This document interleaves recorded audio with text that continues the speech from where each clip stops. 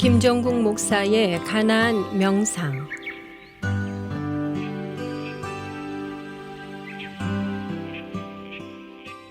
베드로가 나서서 이렇게 요청하죠.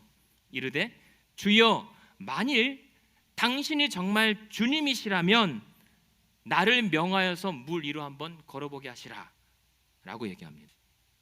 근데 이러한 베드로의 요청을 긍정적으로 보는 측면도 있습니다. 왜냐하면 정말 우리에게 찾아오신 분이 주님이신지 예수님이신지 아닌지를 분별하는 것은 필요하니까. 하지만 적어도 그러나 이 순간만큼은 조금 부정적인 측면이 더 많다고 보게 됩니다. 달리 우리 상황에 적용해 보면 정말 주님이 살아계시다면 주님, 이거 한번 해보십시오. 아니, 이 문제 좀 해결해 보십시오. 아니, 내게 이러한 능력을 한번 경험하게 해보십시오. 그러면 내가 당신이 주님인 줄을 믿겠습니다 라고 하는 것과 다르지 않아 보입니다. 예수님, 당신이 정말 나를 위하여 대신 죽으신 주님이라면 내가 이렇게 고난의 문제들로 신음하고 있을 때 이거 해결해 주셔야 내가 주님인 줄 인정할 거 아닙니까? 내가 당신이 그것을 보여주신다면 내가 믿겠습니다 라고 하는 이른바 능력제 믿음, 성과제 신앙이요, 주님 내게 해주신 만큼 내가 믿겠다는 거죠. 그러니까 지금 그래서 예수님께서 먼저 뭐라고 말씀하세요? 그 바람과 파도를 잠재우고 해결하고 오셨으면 차라리 야, 갑자기 왜 바람이 멈추고 파도가 잠잠해지지? 와, 그때 나타난 짠하고 나타나신 분이 주님이면 그분이 바로 예수님 맞다라고 했을 거 아니에요. 차라리 예수님 입장에서는 그러고 등장하시는 게 차라리 더 좋았을 텐데 왜 그대로 오시냔 말이에요. 왜 못 믿게 오시느냔 말이에요. 하지만 예수님께서 말씀하시는 게 그거죠. 그래서 안심하라, 나니 두려워하지 말라. 이 말씀은 뭐냐면 나는 나다.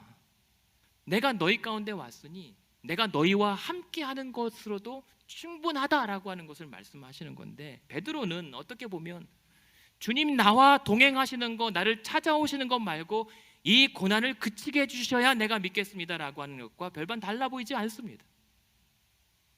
그냥 주님께서 나와 함께 하시면 내가 빈들이나 높은 산이나 궁궐이나 초막이나 그 주님 모신 것이 다 하늘나라와 같아야 할 것인데 우리는 정작 주님 나와 함께 하신 것을 믿습니다마는, 그러나 정말 함께 하신다면 이 바람을 멈춰 주십시오. 그럼 내가 믿겠습니다라고 그렇게 신앙생활하고 있는 것 아니겠는가? 혹시 베드로와 같은 뭔가 호기는 있는데 한번 나를 한번 걸어보게 하십시오라고 뭔가 기백은 있는데 실질적으로는 내용 없는 그런 신앙에 불과한 것은 아닌가 생각해 보게 됩니다. 그러나 우리가 알아야 될 것은 무엇이냐면 이러한 기적에 의존하는 신앙은 오래 가지 못하고 결국 가라앉게 되어 있다는 거예요. 베드로의 모습을 보십시오. 물 위로 오라 하십시오 주님이시면. 근데 예수님이 더 굉장하죠. 예수님께서 무슨 시건방진 소리 하느냐 안 하네요. 뭐라고 합니까? 29절에 들어와 오라 하시니 그러시거든요. 그래 좋다, 오라라고 하십니다. 그런데 정말 베드로도 참 대단한 것도 있어요. 또 오란다고 또 가요. 예? 그 배에서 뛰어내렸단 말입니다. 그런데 정말 놀라운 것은 뭐예요? 베드로가 배에서 내려 물 위로 걸어 예수님께로 가게 되는 거예요. 그런데 여기서 그 기적신앙의 한계가 이내 곧 등장하는 게 뭐예요? 30절이에요. 그렇게 예수님께서 그래서 들어오라고 걷게 하셨는데, 그러나 베드로에게 문제가 뭐였냐면 그 주님 앞에 시선을 놓쳐버리고 바람을 보고 무서워합니다. 그 바람 때문에 두려워졌어요. 그리고 그 두려움이 결국은 믿음 대신 의심을 생산합니다. 그리고 나서 바로 빠져가기 시작했습니다. 그 결국은 이 기적으로 물 위를 걸었지만 하나님의 놀라운 능력을 체험했지만 바람과 파도를 잠재우진 못했어요. 바람을 보고 마음을 빼앗긴 나머지 그는 점점 가라앉을 수밖에 없었습니다. 이런 것처럼 우리가 신앙생활하면서 물 위를 걷는 기적은 놀랍습니다. 사람들을 놀래키고 와라고 하는 엄청난 반응과 또 효과를 일으킬 수 있겠죠. 하지만 말씀드렸던 것처럼 기적이 바람과 거센 물결을 그 현실을 바꿔놓지는 못했습니다. 베드로가 그랬잖아요. 능력 받았는데 끝까지 감당하지 못했던 거예요. 오히려 그 능력 때문에 배에 있었으면 물에 빠질 일도 없었거든요. 그냥 주님 오십시오라고 했으면 되는데 그 능력 구하는 바람에 결국 빠져들어간 건 베드로가 자초한 일이거든요. 그러니까 배에서 뛰어내릴 믿음은 있었지만 그러나 그 능력을 받았음에도 불구하고 여전한 바람과 파도의 현실을 헤치고 주님처럼 끝까지 걸어 나갈 수 있는 믿음은 아직 부족했던 거예요. 오히려 그 능력 때문에 실족하는 사례를 얼마나 많이 봅니까?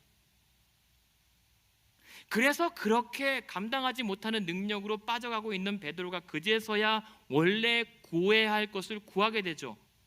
무엇이라고 합니까? 30절에 보면 소리질러 이르러 주여 나를 구원하소서.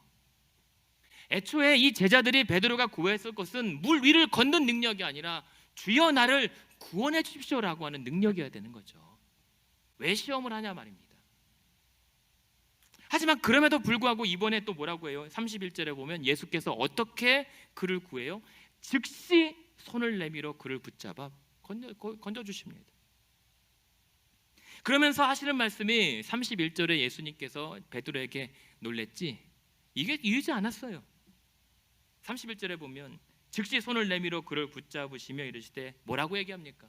믿음이 작은 자여 왜 의심하였느냐라고 얘기하죠. 믿음이 작은 자래요.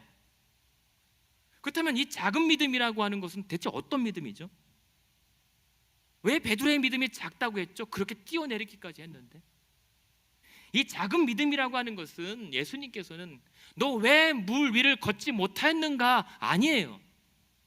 왜 끝까지 물 위를 걸어내는 능력을 지키지 못했는가 아니란 말입니다. 이 작은 믿음이라고 하는 것은 왜 그 바람을 보고 너의 마음을 빼앗겼느냐라고 하는 것을 지적하는 거거든요. 다시 말해서 왜 끝까지 나를 믿지 못했느냐, 왜 끝까지 나를 바라보지 못했느냐라고 하는 것을 작은 믿음이라고 얘기하는 거예요. 우리에게도 믿음이 좋아서 아주 의심이 없으면 참 좋겠지만 우리 믿음은 의심과 함께 공존해요. 사실 믿음이 아무리 좋아도 그 밑바닥엔 의심이 같이 간단 말입니다. 그런데 여기서 우리의 믿음은 그 의심을 어떻게 다루는가에 따라서 큰 믿음이 될 수도 있고 작은 믿음이 될 수도 있다라고 얘기해요. 그러니까 의심 없는 게 아니라 의심을 어떻게 극복하는가에 믿음이 커지는가 작아지는가가 달려 있다는 말이에요. 그리고 그러한 의심을 우리가 극복할 수 있는 것은 억누르는 것이 아니라 우리가 그때 어디를 바라보는가에 따라서 그 문제가 해결된다는 것이죠. 더 큰 능력을 주셔야 내가 이겨낼 수 있습니다. 물 위가 아니라 하늘을 날아야 그 의심을 이겨낼 수 있습니다가 아니라 그러한 상황에서도 아니 설령 능력을 받지 못해도 그 순간 내가 누구를 바라봐야 되는가, 내가 마음 빼앗기지 않고 누구를 주목하고 나아가는지가 바로 큰 믿음, 작은 믿음을 구분하는 기준이 된다는 거예요.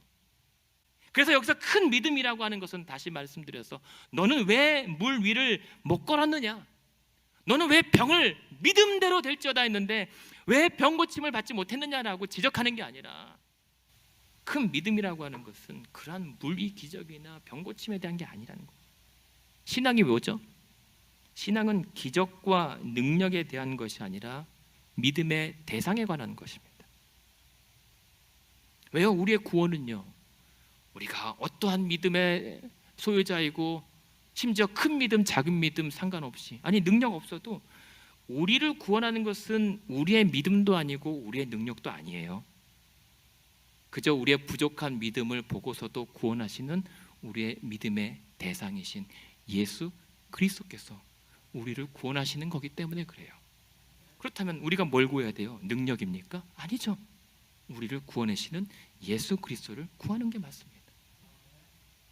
그렇다면 지금 이 베드로가 진작 구했었던 것, 그러나 지금이라도 다행히 구했던 건 뭐예요?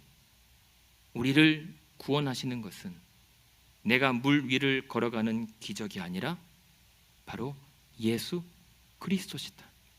그분이 나를 구원하신다는 사실을 고백하고 구하는 거예요. 그리고 작은 믿음이 그렇게 점점 커지려면, 그러나 그 믿음으로 살아가고 떠나왔는데도, 주의 보내심 따라 왔는데도 불구하고 거센 바람과 파도의 현실, 의심과 불확신 속에서도 여전히 그분을 지속적으로 믿고 바라볼 수 있는 것이 진짜 큰 믿음인 거죠. 능력을 받았지만 현실이 안 바뀌어요. 여전히 흔들리고 여전히 불확실하지만 그래도 끝까지 나를 찾아오신 주님을 그렇게 주목하면서 한 발자국 한 발자국 나아갈 수 있는 게 진짜 큰 믿음이란 말입니다. 기적 없어도, 능력 없어도, 여러분 능력 받으시기 바랍니다. 능력 받으시길 바랍니다. 그러나 행여라도 그러한 능력이 없어도 주님 바라보실 수 있는 게 진짜 믿음입니다. 그래서 지금 예수님은 베드로에게 그리고 제자들에게 뭐라고 하냐면, 바람 보지 말고 거기에 마음 빼앗기지 말고 나를 바라보라고 말씀하시는 거예요. 잘 보십시오. 그래놓고 이 바람과 파도가 그쳤던 때는 언제예요? 물 위를 걸었을 때가 아니잖아요. 32절에 보면 주님께서 그와 함께 배에 함께 오름에 바람이 그치는지라 라고 얘기합니다.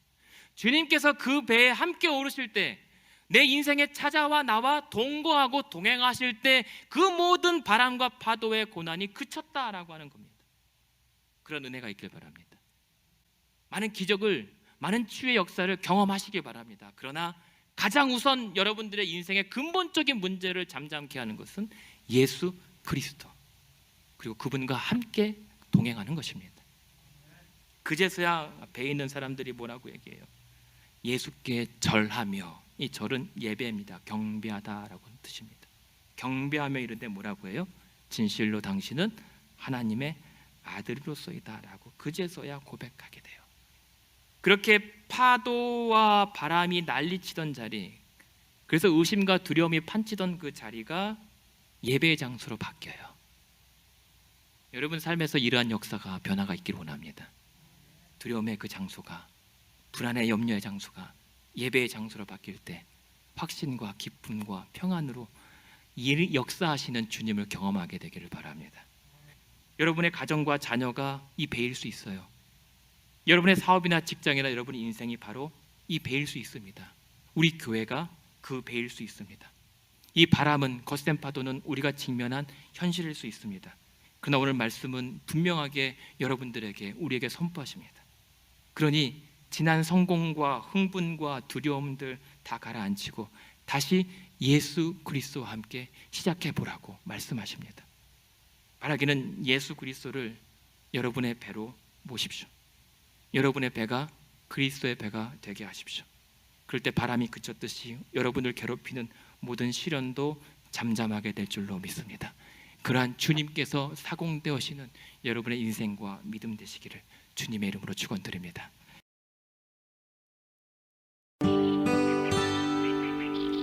지금까지 가나안 교회를 섬기시는 김정국 목사의 가나안 명상이었습니다. 가나안 교회는 1255 미러키 애비뉴 글렌뷰에 위치해 있으며 주일 예배와 EM 주일학교 청년부 예배가 주일 오전 11시에 있습니다. 월요일부터 목요일까지 새벽 예배가 매일 오전 5시 45분에 있습니다. 화요 기도회는 화요일 오후 8시에 있습니다. 신앙 상담이나 교회에 관한 자세한 문의를 원하시면 전화 224-735-2346번으로 연락하시기 바랍니다.